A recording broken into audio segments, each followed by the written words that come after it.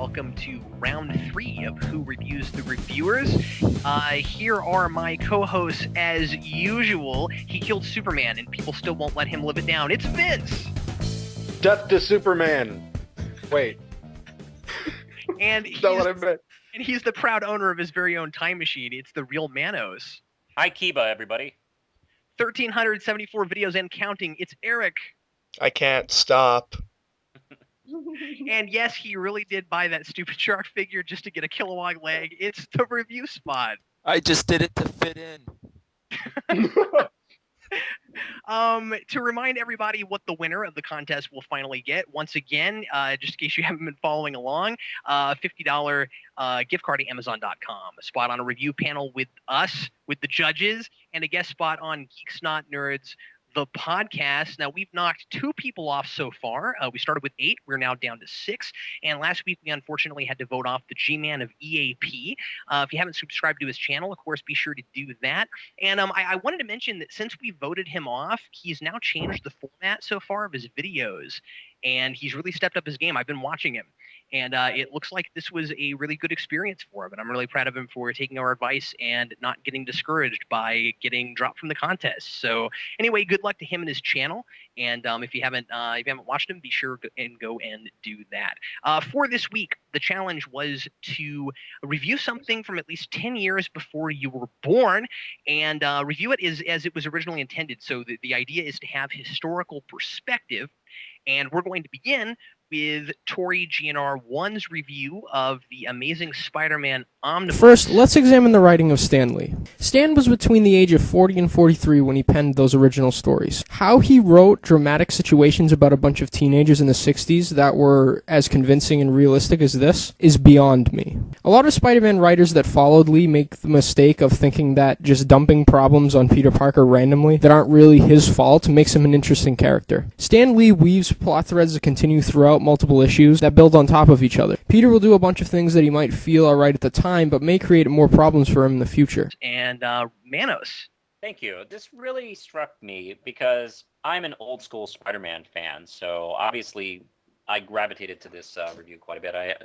I did watch it a couple times. I think one of the things I enjoyed about this one was his choice of panels here and there, as well as the perspective he goes into. And I love the fact that he talks a little bit about Steve Ditko. And I always love that 70s swinging shot of Stan Lee that always cracks me up. I can't really think of anything that bothered me about the review. And it just reminded me what a perfect run that was and what a perfect book that was at one point. I enjoyed the review quite a bit. I mean, I watched the 67 Spider-Man cartoon series. And though I wasn't really around to watch read the initial comics, I found the use of the paneling was very good. I loved the backstory to it. The one thing I could probably say as criticism to the review is, was he reviewing the comics themselves or the book that the comics were featured in? If that was the case, was the omnibus, was it 10 years from his age or before he was born? I guess the same thing could be said for like TheEvilProfessor, who reviewed the DVD, but he was reviewing the movie, so I don't know, that kind of set me back from enjoying the review more than what I could have, but still a very solid video. I enjoyed this a lot. I really liked how he used the panels in his editing. I kind of want to know how he does that, because I've before wanted to do something like that, and I could never find good pictures of panels. So I thought it was a really, really good review. It was a really interesting kind of look back where he talked about some of the flaws. He's like, well, they're not really flaws because it's the time period and things like that. And I thought it was a really interesting video that I thought was done very well. I felt like with this particular challenge, he might develop what I'm calling a book report, where he'd just go back and tell you some of what had happened and some of the history behind it. But what I find great about this is he found a way to not have to do that, despite the fact that he likes that type of stuff. What he did, instead of reviewing each individual book, which would have taken him at least 49 videos, however many books were in the omnibus, what he did was he defined the formula for each issue, essentially, and then he judged the formula, and then he talked about the variations on the formula, and I found that to be incredibly interesting. I felt like what his main goal with this was to sell something old to someone who was foreign to it, to somebody in a future generation, and that's not necessarily a bad choice. What he does for the character, he takes the characterization and he essentially gives it top billing within his review. He doesn't talk about extraneous dialogue and things like that that happen in comic books because, well, that's a product of the time. So he was very much so mentally set where he needed to be in order to review these books. I say bravo, good job. While he certainly told us what how he read them. I mean, obviously he didn't have the original book sitting around. So while he was saying, I got it in this omnibus and this is how you can get it and that sort of thing, I did feel like he did have an immense amount of historical perspective. And like Vince said, what I would generally be worried about with somebody reviewing something like this is talking about how dialogue's not realistic, it's too wordy, that sort of thing. And that's the way that comics were written at that time. So you have to take yourself out of your present day mentality and have an idea of how things were done at that time. You can't dock it for that. And so when he's talking about how Stan Lee's impressive at telling realistic teenage stories at that time, he's looking at it from that perspective, and at no point does he even feel the need to talk about how it's not very realistic now. Even if it wasn't a criticism, he just doesn't even bring it up. I did feel like, at least for the sake of the challenge, he maybe went on a little bit too long about here's the book I read it in, and here's the different ways you can get it, and that sort of thing.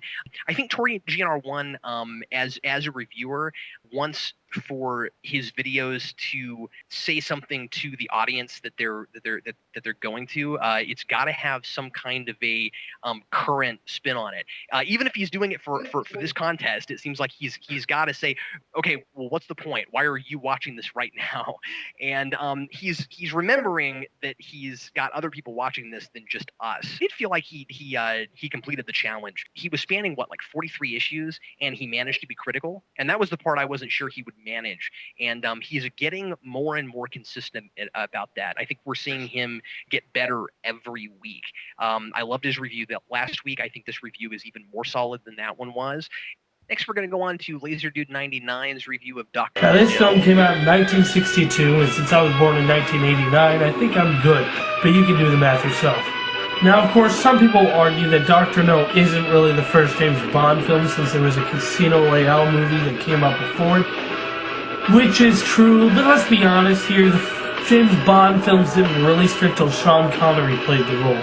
So does this James Bond movie hold up over time, or is it just foreshadowing for some better and worse movies to come after? Well, let's find out, shall we? Hey, everybody. I was laughing a lot at the opening, actually, which is it's a very quick joke directed at us or anybody who's been watching this, where he's trying to side out the sunglasses. That made me laugh a lot.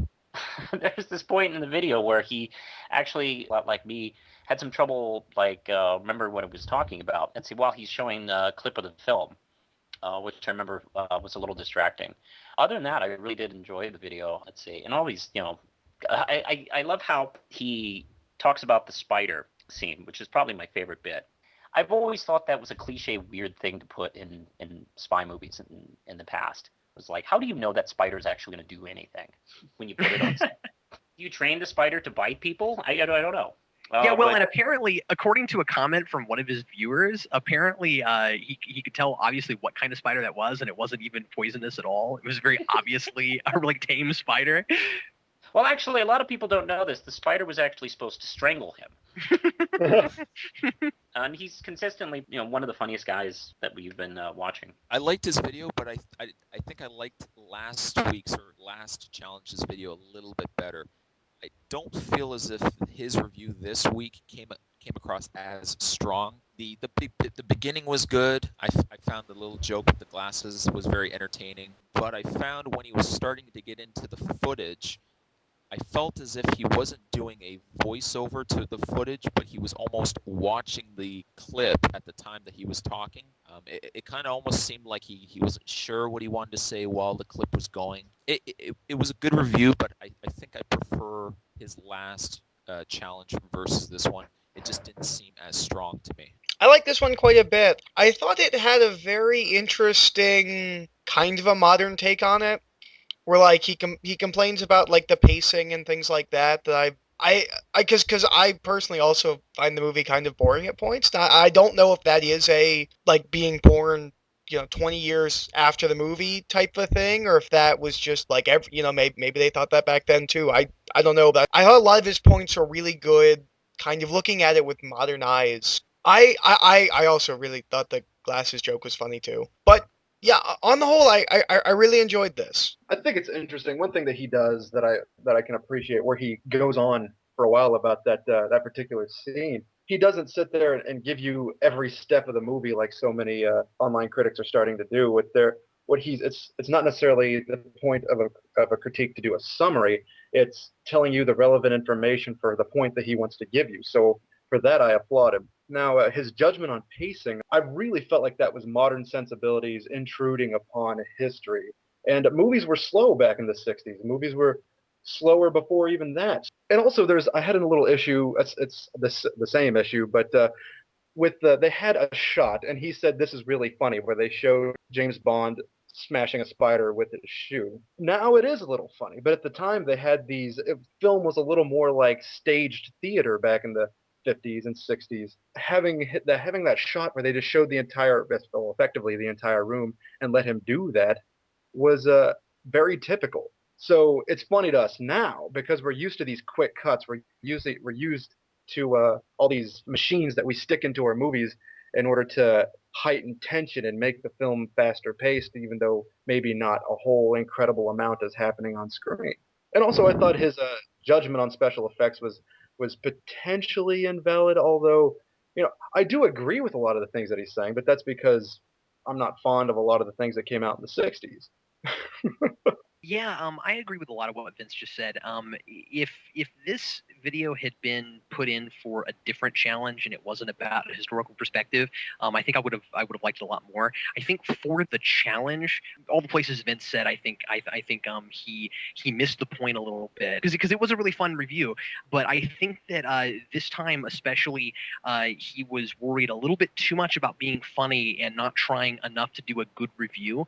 And it was really funny. It was really entertaining, and he still manages to be really entertaining week to week.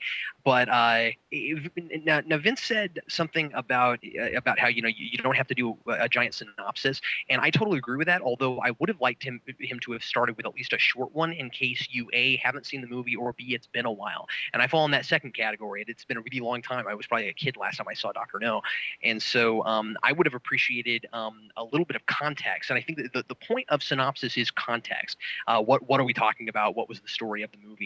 And so you don't want to spend 4 minutes on it, but 30 seconds to a minute of this is the general idea of what the movie is about. We now had 3 videos from him in the contest itself. I feel like he's getting kind of inconsistent, where the first week he did the way he normally does videos, and we gave him some ideas, and he really stepped up his game last week. This week I felt like he stepped back a little bit, and I think he's really managed the eye contact. He's got that down. He was lacking some energy this time. This is what's hard with him. He has to work harder than anybody else in this competition. And the reason I say that is because of his format. Everybody else has a certain shtick that they do that lets them not have to do things that he has to do to make his videos consistently good.